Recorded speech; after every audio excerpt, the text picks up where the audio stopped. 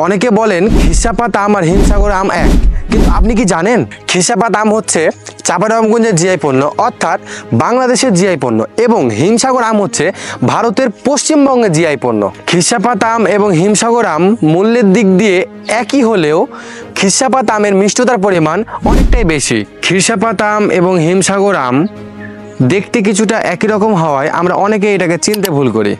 খিরসাপাত আম এবং হিমসাগর আম দেখতে অনেকটা একই হলেও বিদেশে খিরসাপাত আমের চাহিদাটা অনেকটাই বেশি। আমরা যারা চাঁপাইনবাবগঞ্জ, রাজশাহী এবং বাংলাদেশের অন্যান্য জায়গা থেকে আম নিয়ে কাজ করি, তাদের কাছে আমার অনুরোধ, দয়া করে খিরসাপাত আমকে হিমসাগর বলে ব্র্যান্ডিং করবেন না, কারণ হিমসাগর আমাদের জিআই পণ্য নয়, আমাদের জিআই পণ্য খিরসাপাত আম। আর আপনারা যারা আমাদের কাছ থেকে এবং আমাদের মতো অন্য কারো কাছ থেকে আম কিনেন, তাদের কাছে আমার অনুরোধ, আপনারা দয়া করে তাদের কাছে খিরসাপাত আম চাইবেন, কারণ বাংলাদেশে হিমসাগর আম চাষ হয় না বললেও চলে, যদিও হয়ে থাকে তাহলে খুবই স্বল্প পরিমাণে। ধন্যবাদ পুরো ভিডিওটি দেখার জন্য।